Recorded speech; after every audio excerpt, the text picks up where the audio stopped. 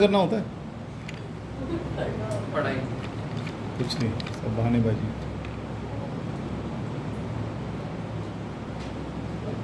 यार कोई call wall आए तो बता देना प्लीज। तो हमने कल किया था वर्चुअल वैल्यू ऑफ एसी, किया नहीं किया था ना। तो virtual value of I, virtual value of AC पर आई नॉट बाय या ई भी आया था। मैंने आपको ये भी कहा था ऑल आइए सर ई नॉट बाय बेटा जल्दी आ गए। हाँ अंदर ही कहा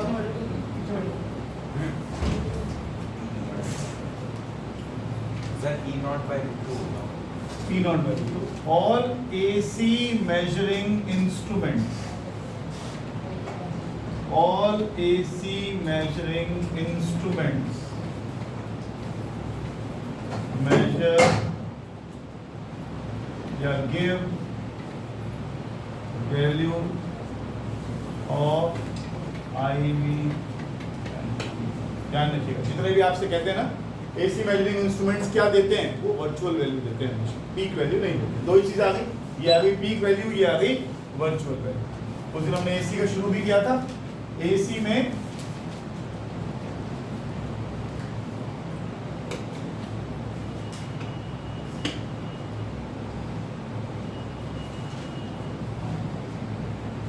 I equals to I naught sine omega t. I naught क्या है, पीक वैल्यू ऑफ एसी, ये रहा पीक वैल्यू ऑफ एसी, ये रहा एम्पलीट्यूड कर सकते हो आप इसको। और ये क्या है, current eight any time T, current eight any time T. Omega क्या है, angular frequency 2 pi by capital T. Capital T क्या है, एक साइकिल को बनने में जितना टाइम लगेगा ये वो है टोटल टाइम। टोटल टाइम एक साइकिल का टाइम, टाइम पीरियड बोलते हैं जिसे आप, या 2 पाई न्यू। ये वो फ्रीक्वेंसी जो आपके घर में आती है जिसे आप बोलते हो 50 हर्ट्ज, ये वो फ्रीक्वेंसी है। ठीक है, ये वाला फैन ऑफ कर दो, रूम ठंडा गया मुझे। आगे देखो, AC is measured by hot wire instrument।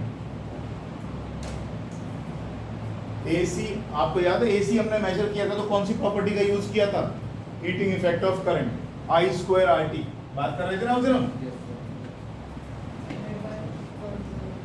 AC is measured by hot wire instruments, और ये hot wire instrument से AC DC दोनों मेजर हो जाते हैं। जो है थोड़ा सा इधर बैठो, दिख नहीं रहा है।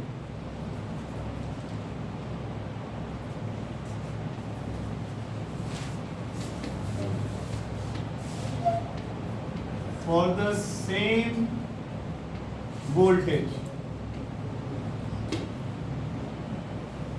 which is more dangerous, AC और DC। अगला क्वेश्चन,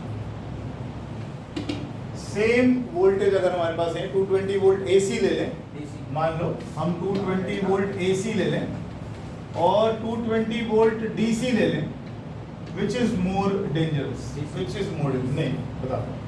ये 220 वोल्ट जो आपके घर में आती है, स्टेबलाइजर दिखा रहा है इस टाइम 220 वोल्ट, ये AC का स्टेबलाइजर लगा हुआ है, ये दिखा रहा है 220 वोल्ट। ये क्या मेजर कर रहा है, अभी आपने क्या लिखा था पिछली लाइन में, all AC measuring instruments give virtual value, virtual value देती है। तो ये जो आपके घर में आ रही है 220 वोल्ट, वो कौन सी वैल्यू है, वर्चुअल वैल्यू। अगर मैं आपसे कहूँ इसकी पीक वैल्यू कितनी है, तो आप क्या करोगे, आज कल ही आपने रिलेशनशिप लिखी है, EV इक्वल्स टू क्या लिखी थी, E नॉट बाय √2। तो अगर मैं E नॉट निकालूंगा तो कितनी आएगी, 220 टाइम्स √2, 311 वोल्ट। जबकि अगर मैं DC का ग्राफ बनाता हूं तो voltage will remain 220, voltage will remain 220, DC में से 220 तो 220 रहेगी, लेकिन इसकी पीक वैल्यू देखो 311। 311 मतलब क्या हुआ इसका, इसका मतलब वो खात्मा, बिल्कुल खात्मा ही। देखो जरा, यहां तक एक साइकिल पूरी हो गई, एक बार 311 आई, एक बार 311 आई, एक साइकिल में 2 बार 311 वोल्ट आई, ऐसी ऐसी आपके घर में कितनी फ्रीक्वेंसी की एसी आती है आपके घर में? 50 हर्ट्ज। एक साइकिल में दो मैक्सिमा आ रहे हैं, तो 50 साइकिल में कितने आएंगे? 100। अरे फटाफट लेट के साथ 4:15 बजे, तो 100 बार एक आदमी 100 बार 311 वोल्ट उसके अक्रॉस लगेगी, मतलब 300 he will be put to 311 volt 100 times a second. खतरनाक हो जाता है काम। हमें लगता है ये 220 वोल्ट है, 220 वोल्ट नहीं है। उसकी बॉडी के अक्रॉस जो वोल्टेज पोटेंशियल डिफरेंस लगेगा 100 बार हो जाएगा ऐसा, एक सेकंड में 311 वोल्ट पर आएगा। वैसी डेंजरस हो गई डीसी जो है। लिख लो लास्ट में, एसी इज मोर डेंजरस। लिखो फटाफट, AC is more dangerous than DC. DC का ग्राफ कांस्टेंट होगा। डीसी में तो डायरेक्ट करंट, उसको कुछ चेंज थोड़ी आता है, वो तो उतना ही रहता है। बैटरी से जो आ रहा है मान लो, करंट या voltage will remain constant with time. पहला क्वेश्चन कराया पहले for the same voltage which is more dangerous, AC और डीसी। 220 वोल्ट का एसी ज्यादा डेंजरस है देन डीसी, क्योंकि 220 वोल्ट एसी का अगर मैं पीक वैल्यू निकालता हूं तो वो आता है 311 वोल्ट। ये ग्राफ जरूर बना लेना, और इस ग्राफ में आप लिख लो यहाँ पर चाहे तो 311 वोल्ट। पंडित जी आज इतना लेट, दरवाजा तो क्या हुआ? सर आज नींद आ रही और अच्छा, बड़ा ईमानदार, सवाल जवाब बिल्कुल स्पष्ट देता है। आ जाओ। आज मेरे ख्याल से पहले दिन है, पिछले 3 महीने में तू लेट हुआ है। समझ आ गई बात? एक साइकिल में 2 बार मैक्सिमम आएगा, 50 साइकिल में 100 बार आएगा, तो एक आदमी को 100 बार 311 वोल्ट झेलना पड़ेगा। ठीक, एसी इज मोर डेंजरस। अब हमने उस दिन 3 उसके बारे में डिस्कस किया था।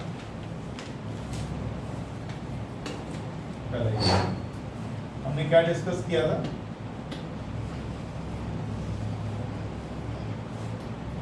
तीन डिवाइस आपने यूज किए थे। एक था रजिस्टर, एक था इंडक्टर, एक था कैपेसिटर। यही पढ़े थे आप?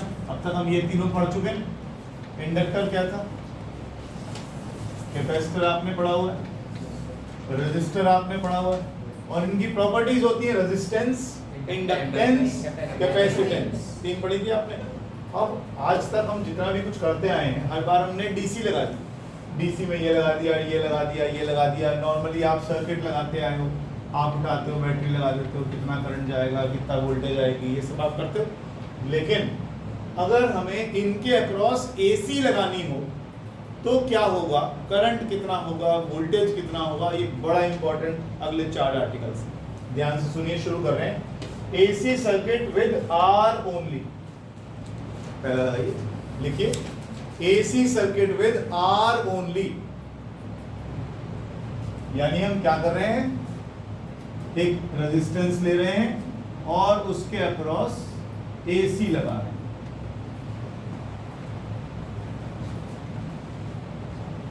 ग्यारहवीं क्लास में आपने एक फेज जैसी चीज पढ़ी थी, फेज, सिंपल हार्मोनिक मोशन में, ठीक है, एसएचएम के अंदर। ऐसा कुछ यहाँ भी अब थोड़ा थोड़ा आना शुरू होगा। Let the applied EMF, let the applied EMF be E. Let the applied EMF be E. Let I be the current at any instant P. Let I be the current at any instant T. Current लगातार बढ़ेगा घटेगा, बढ़ेगा घटेगा, तो मान लो किसी एक time t पर उसमें से करंट I पास कर रहा है। ठीक है, आगे लिखो। Potential difference across R at that instant कितना हो जाएगा? आइए, क्या कर रहे हैं हम आयुष? इसमें से आई करंट फ्लो करवाया हमने किसी एक इंस्टेंट पर। क्यों? एसी फ्लो करवा रहे हो ना, तो बढ़ेगा फिर घटेगा, फिर बढ़ेगा फिर घटेगा दूसरी डायरेक्शन में। मान लो इस समय आई करंट फ्लो कर रहा है, तो आई इंटू आर क्या देता है? Potential difference. तो यहाँ से लेकर यहाँ तक जो पोटेंशियल डिफरेंस, इस रेजिस्टर के अक्रॉस जो पोटेंशियल डिफरेंस होगा वो इस समय कितना होगा? I R. यही होगा। आगे मुझे दोबारा से एक बार बताओ, ये जो हमने लिखा था लेट द अप्लाइड ईएमएफ, अच्छा ये तो मैंने पूरा कराई, E equals to E naught sine omega. इसमें ये E क्या है? इसमें ये कैपिटल E क्या है समीर? सर EMF कौन सा ईएमएफ? कौन सा ईएमएफ? हाँ Zoya. Sir eight any time T, बिल्कुल ये ईएमएफ है एट एनी टाइम टी। इसको मैं इंस्टेंटेनियस ईएमएफ बोल दूं, है ना? ये क्या है? ये भी तो इंस्टेंटेनियस ईएमएफ है। पढ़ के देखो, जब इसमें से आई करंट फ्लो कर रहा था उस समय टाइम क्या था? टी। तो उस समय पोटेंशियल डिफरेंस कितना हो गया? आई इंटू आर। ये क्या है? ये क्या है? ईएमएफ या potential difference at time t. ये क्या है? ईएमएफ या potential difference at time T. बात है, दोबारा बोलो, फिर सुन लो। ई क्या है? EMF at any time t. E क्या है? EMF at any time t. ये क्या है? Peak value of EMF. अगर स्लोप ये बनता है तो ये ई नॉट की वैल्यू, मैक्सिमम वैल्यू ई नॉट की वैल्यू। ये है potential difference at any time. इसे पढ़ो, क्या लिखा? मान लो आई करंट फ्लो कर रहा है किसी टाइम टी पर, तो पोटेंशियल डिफरेंस कितना होगा? I R. तो ये आई आर तो ई ही है ना, यही तो बात हो गई। लिखो जरा, therefore IR is equal to E naught sin omega T. अगर मैं I की वैल्यू लिखता हूं,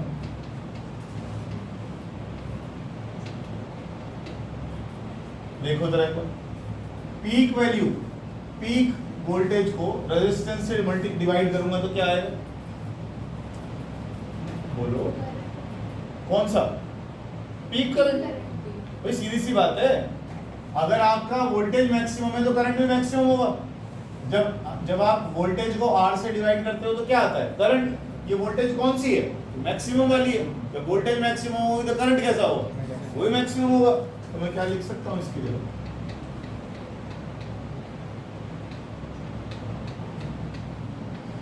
लिख सकता हूँ ना, ये इक्वेशन कौन सी थी?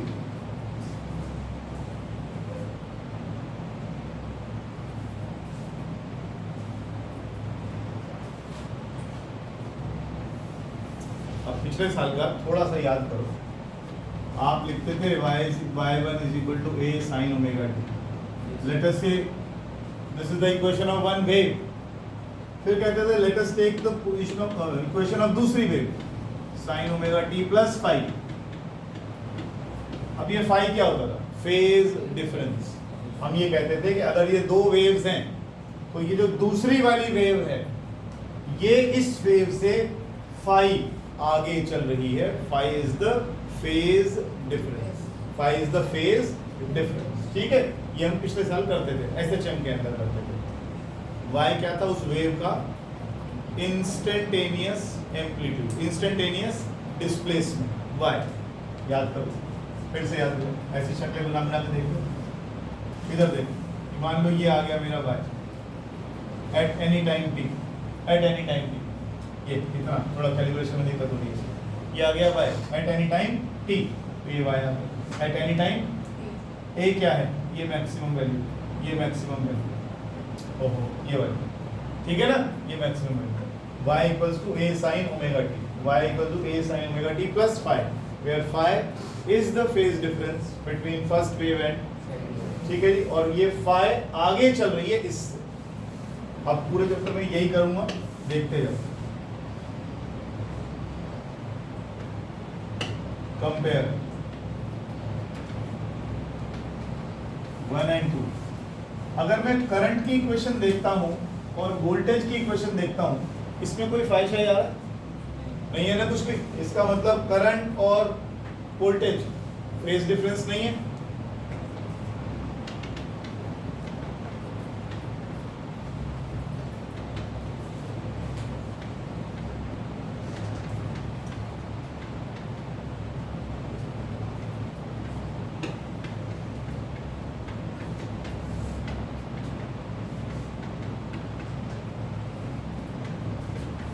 So they are in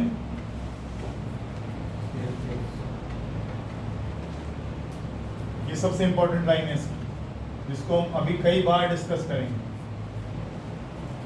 अब सेम फेज होने का मतलब क्या है वो भी बताता हूँ, लिखो जरा इसको पूरा।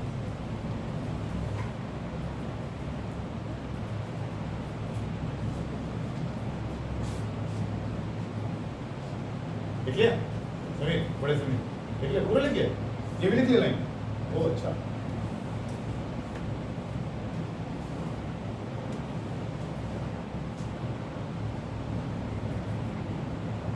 बिठा दूं?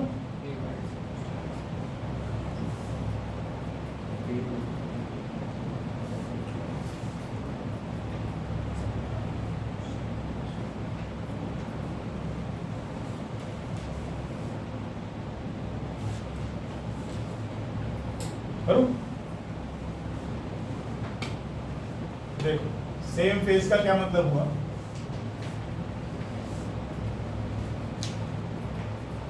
सेम फेज का मतलब हुआ दोनों बिल्कुल एक साथ चल रहे हैं।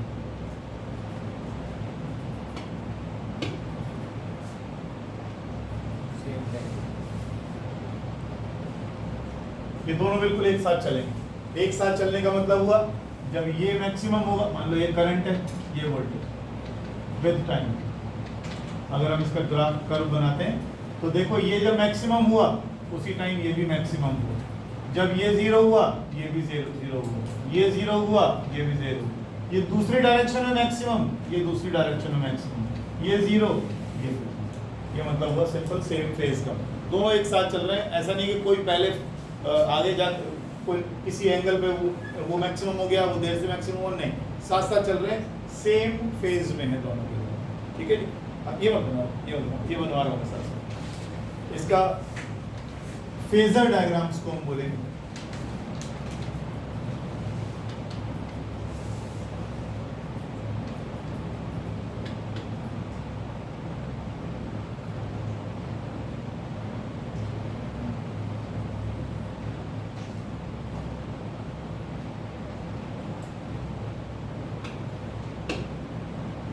आप डॉटेड लाइन से बना देना इसको,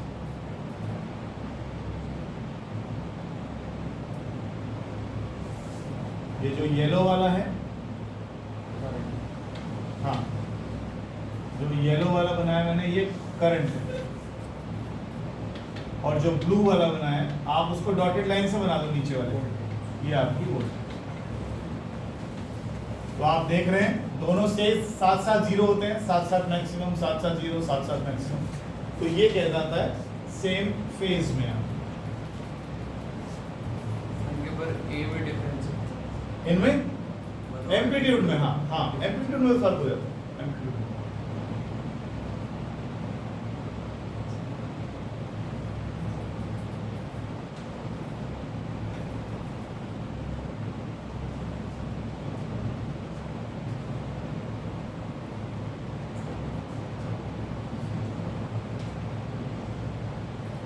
बना लो इधर।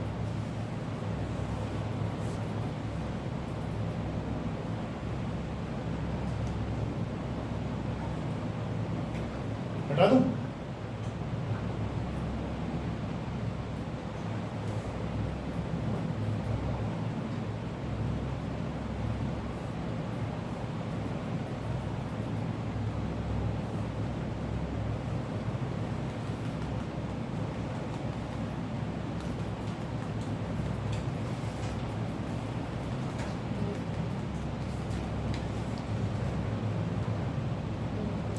एक मिनट रुकना, मैं दिक्कत कर रहा थोड़ा सा, ग्राफ नहीं बनने दे रहा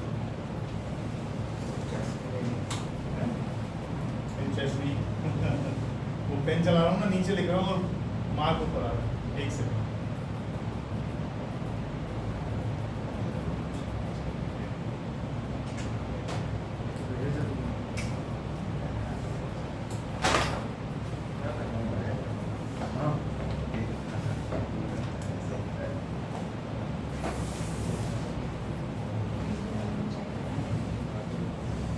चलिए आगे लिखिएगा फेजर डायग्राम, आगे लिखिएगा फेजर डायग्राम। क्या कह रहे हो? ये कैसा डायग्राम देखते हैं। देखिए जो फेजर्स होते हैं ना, इन्हें हम कहते हैं रोटेटिंग वेक्टर्स। ये जो आप साइन और वो बना रहे हैं ना, sine equations, sinusoidally varying quantities,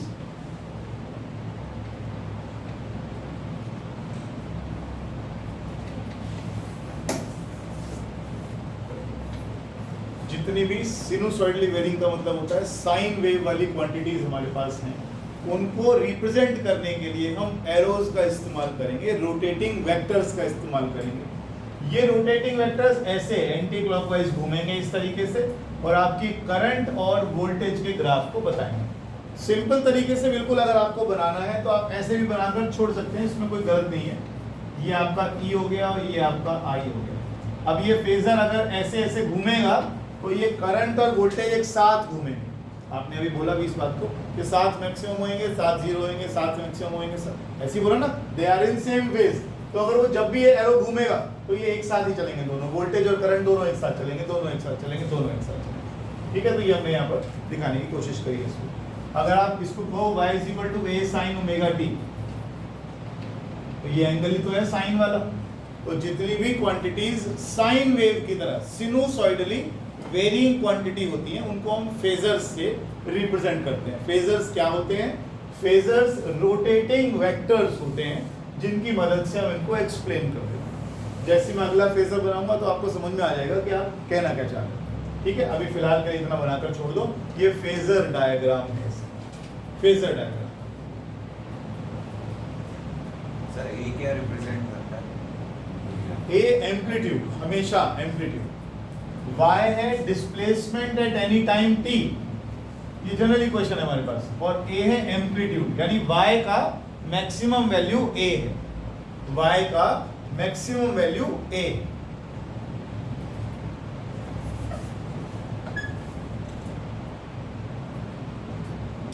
सुनो थोड़ा सा पिछले साल का बताता ही।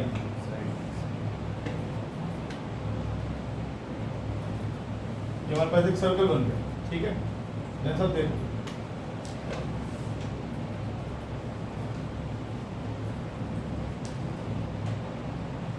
समीर याद है कुछ? मान लो एक पार्टिकल है P, 11th का इसके समोसा लगाऊंगा, ठीक, ये ओमेगा कांस्टेंट एंगुलर वेलोसिटी से घूम रहा है, ठीक है। अब ये मान लो कुछ देर बाद यहाँ पर आ गया, एट एनी टाइम t ये यहाँ पर आ गया, तो कुछ एंगल कवर कर गया, वो कवर कर गया वो। इसका प्रोजेक्शन डालो, मतलब इसका परपेंडिकुलर का फुट यहाँ आ गया। इस P पॉइंट का, ये जो P पॉइंट है, ये जो P, ये P डैश लिख देता हूँ, P डैश के मैंने परपेंडिकुलर डाला x o x डैश डाल दिया। ये फुट ऑफ द परपेंडिकुलर क्या कहलाता था? फुट ऑफ द परपेंडिकुलर कुछ कहते थे ना, फुट ऑफ द परपेंडिकुलर कुछ कहते थे, प्रोजेक्शन। इसका प्रोजेक्शन यहाँ आ गया, ठीक है, ये आ गया। अब ये पार्टिकल यहाँ आ गया, इसका प्रोजेक्शन कहाँ जाएगा? यहाँ। अब ये पार्टिकल यहाँ गया, प्रोजेक्शन कहाँ जाएगा? यहाँ। फिर ये पार्टिकल का प्रोजेक्शन यहाँ आ जाएगा। कहाँ को जा रहा है? ऐसे जा रहा है। अब ये पार्टिकल घूम के यहाँ आ गया, प्रोजेक्शन कहाँ है? यहाँ। पार्टिकल घूम के यहाँ आ गया, प्रोजेक्शन कहाँ है? यहाँ। फिर यहाँ, यहाँ, यहाँ, यहाँ, यहाँ। अब किधर को भागा है? अब फिर किधर को जाएगा? क्या कर रहा है? ऑसिलेट कर रहा है। इस मीन पोजीशन के अबाउट ऐसे जाता है, ऐसे आता है, फिर इधर जाता है, फिर इधर जाता है। कौन? Foot of the perpendicular, foot of the perpendicular. ये जो पीछे का डॉट लगाया मैंने, ये पार्टिकल क्या कर रहा है? ओमेगा एंगुलर वेलोसिटी से लगातार घूमता जा रहा है। पार्टिकल लगातार कांस्टेंट एंगुलर वेलोसिटी ओमेगा से घूमता जा रहा है। लेकिन ये जो फुट ऑफ द परपेंडिकुलर है, ये कभी ऊपर जा रहा है, कभी नीचे जा रहा है, और ये एक ही मीन पोजीशन के अबाउट, क्योंकि ये ओमेगा, क्योंकि ये एंगुलर स्पीड ओमेगा कांस्टेंट है, तो ऐसा नहीं हो रहा कि कभी ज्यादा एंगल कवर कर रहा है, कभी कम। ये कांस्टेंट हमारी एंगुलर, कांस्टेंट एंगुलर वेलोसिटी से घूम रहा है। तो ये पार्टिकल का जो टाइम पीरियड है ऐसे जाने का और फिर वहीं आने का वो कांस्टेंट है। ये क्या हो गया, एक ऑसिलेशन का टाइम पीरियड, एक ऑसिलेशन का। तो ये क्या कर रहा है, ये ऑसिलेट कर रहा है। ऑसिलेशन की ये इक्वेशन आपने लिखी थी, ठीक। अब मान लो मैं यहां पर पहुंचा, तो मेरी मेन पोजीशन से डिस्प्लेसमेंट कितनी है, y। इस सर्कल का रेडियस है a, तो मैं मैक्स टू मैक्स कहां तक जा सकता हूं, यहां से मैक्स टू मैक्स कहां तक जा पाऊंगा, यानी y मैक्सिमम कितना हो पाएगा, इससे ज्यादा नहीं हो पाएगा भाई। यहां से आप चले, सारे डिस्टेंस कहां से नापे जाएंगे, मेन पोजीशन से। तो मेन पोजीशन से डिस्प्लेस होते होते होते होते अब यहां पहुंच गए, ये डिस्प्लेसमेंट हो गया भाई, और ऊपर पहुंच गया, डिस्प्लेसमेंट और बढ़ गया, डिस्प्लेसमेंट और बढ़ गया, मैक्सिमम कितना हो जाएगा a, इससे ज्यादा तो नहीं होने का, इससे ज्यादा तो नहीं होने का, तो मैक्सिमम डिस्प्लेसमेंट कितना हो गया a। तो y की मैक्सिमम वैल्यू कितनी होगी, समझ में आ रही है बात। और एक चीज देखो, अगर मैं जैसे ये एंगल मान लो थीटा है या ये थीटा है, एंगुलर वेलोसिटी का फॉर्मूला क्या होता है, एंगुलर डिस्प्लेसमेंट अपॉन टाइम, यही होता है। एंगुलर वेलोसिटी का फॉर्मूला होता है एंगुलर डिस्प्लेसमेंट अपॉन टाइम। जैसे वेलोसिटी का फॉर्मूला होता है लीनियर डिस्प्लेसमेंट अपॉन टाइम, वैसे एंगुलर वेलोसिटी का फॉर्मूला होता है एंगुलर डिस्प्लेसमेंट अपॉन टाइम। तो थीटा किसके बराबर आ गया, ये देखो उधर भी लिखा हुआ है मैंने ये चीज, ठीक है। अब इस ट्रायंगल में घुस जाओ, कौन सा, ओ पी डैश एम बोल देता हूँ उसको, ध्यान से देखना भी आपको समझ में आ जाएगा। ओ पी डैश एम में आ जाओ। ओ पी डैश की वैल्यू कितनी है, ओ पी डैश ए, इसकी लेंथ कितनी है, रेडियस नहीं है, ये रेडियस नहीं है, रेडियस कितना लिया हुआ, रेडियस कितना लिया हुआ ए। तो अगर ये क्या है आपके पास, और यहां से यहां तक मैं अभी क्या कह रहा हूं, ये क्या है, डिस्प्लेसमेंट, क्या वैल्यू है y। अब देखो जरा, एंगल के सामने वाली साइड क्या होती है, परपेंडिकुलर, ये वाली साइड क्या है, हाइपोटेन्यूज।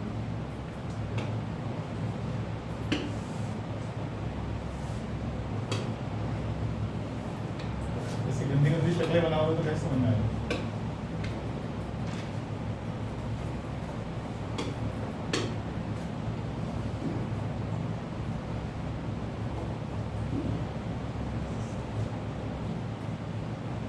ये तो ट्रायंगल बना हुआ था, ये क्या दिया था a, ये क्या था आपका डिस्प्लेसमेंट फ्रॉम मीन पोजीशन, ये क्या लिया था थीटा, ये क्या लिया था थीटा। अब अगर मैं आपसे कहूँ एंगल के सामने वाली साइड, तो वो क्या होती है, परपेंडिकुलर। 90 के सामने वाली साइड क्या होती है, हाइपोटेन्यूज। परपेंडिकुलर अपॉन हाइपोटेन्यूज क्या होता है, तो y किसके इक्वल आ गया, और थीटा किसके बराबर लिखा था अभी, तो ये बन गई SHM की इक्वेशन, ये ऐसे आती है। अगर मैं परपेंडिकुलर वहां की जगह यहां डालता तो इक्वेशन आती। आप अगर इस चैप्टर का एसी वाले का पहला पेज खोल कर देखें, तो मैंने आपको लिखवाया था I equals to I naught cos omega t and I equals to I naught sine omega t. दोनों के दोनों ऑल्टरनेटिंग एसी को ही रिप्रेजेंट करते हैं, ये जो ऑल्टरनेटिंग करंट का वो है उसी को रिप्रेजेंट करते हैं। दोनों SHM रिप्रेजेंट करते हैं, साइन हो या कॉस हो। ऐसा क्यों होता है, साइन और कॉस को आप हार्मोनिक फंक्शंस कहते हैं, इन दोनों को आप हार्मोनिक फंक्शंस कहते हैं। आप हार्मोनिक फंक्शन क्यों कहते हैं, क्योंकि इनकी वैल्यू एक पर्टिकुलर वैल्यू के बीच में घूमती रहती है। मैक्स टू मैक्स कितनी जाएगी, मिनिमम कितनी जाएगी, और साइन और कॉस इसी में घूमते रहते हैं। ये मैक्सिमम +1 हो गया, ये मैक्सिमम, तो मिनिमम -1 हो गया, इसी में घूमते हैं। इसीलिए हम इसको साइन और कॉस में एक्सप्रेस करते हैं। हालांकि हमारा पूरा चैप्टर तो सिनुसॉइडली एसी वेरिंग पे, एसी पे है। सिनुसॉइडल का मतलब हो गया वो एसी जो साइन वेव की तरह वेरी करती हुई चलती है, जिसमें करंट ऐसे साइन वेव की तरह मैक्सिमम होता है, फिर दूसरी डायरेक्शन में मैक्सिमम होता है, इस तरीके से चलता है। क्लियर? साइकिल तार लगा है, साइकिल तार लगा है नीचे, किससे है? स्कूटी में चाबी लगी हुई तेरी, जाके देख के देखा, पक्का? क्यों नींद क्यों आ रही है आज तुम्हें? एग्जॉस्ट हो जाते यार सारा दिन ना, सुबह 6 बजे उठ के उधर वॉशिंग ले ली। चलो फिर ये कुछ आया थोड़ा बहुत समझ में? अरे कुछ आया समझ में? ये फेज की वजह से, अच्छा फेज रह गया। चलो फिर पहले ये से शुरू करते हैं। यहाँ पर हमें क्या पता लगा, तो ये वेक्टर हमारा कैसे घूमेगा, ऐसे घूमेगा। ये वेक्टर हमारा ऐसे घूमेगा। अगर ये वेक्टर हमारा ऐसे घूमेगा, फेजर क्या बोलते हैं वेक्टर्स को, फेजर्स। एक वेक्टर किसको रिप्रेजेंट कर रहा है, ई को, एक वेक्टर किसको रिप्रेजेंट कर रहा है, आई को, और ई और आई हमेशा साथ चलेंगे। अभी हमने बात करी सेम फेज में, जीरो एक साथ, मैक्सिमम एक साथ, सब जगह एक साथ, तो ये दोनों के दोनों एक ही वेक्टर बन जाएगा। समझ लो बात, एक वेक्टर क्या रिप्रेजेंट कर रहा है, करंट, और एक वेक्टर क्या रिप्रेजेंट कर रहा है, वोल्टेज, ठीक है ना। और ये दोनों साथ साथ चलेंगे। विद आर ओनली का केस आया। आगे चलो। अच्छा, जैसे हमने इक्वेशंस लिखी हैं, जैसे हमने इक्वेशंस अभी क्या लिखी हैं, नहीं रिलेशनशिप क्या लिखा था, I not equals to I V into root two, लिखी थी ना। चलो इसको आई नॉट क्या लिखा था आपने अभी, ई नॉट बाय आर लिखा था ना। चेक करो चेक करो चेक करो। आई नॉट को लिख सकते हो,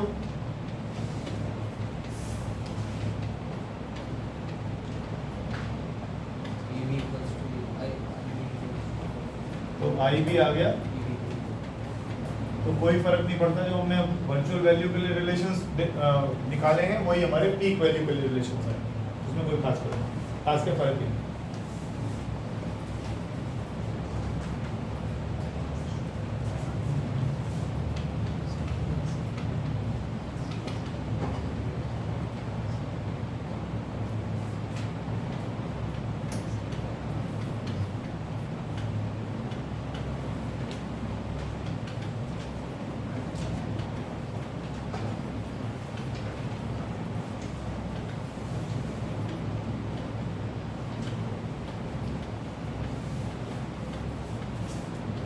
ये लाइन में बार बार बोले जा रहा हूं, एक ऐसा वेक्टर, रोटेटिंग वेक्टर, जो किसी सिनुसॉइडल वेरिंग क्वांटिटी को रिप्रेजेंट करता है, उसे हम बोलते हैं फेजर, उसे हम बोलते हैं फेजर।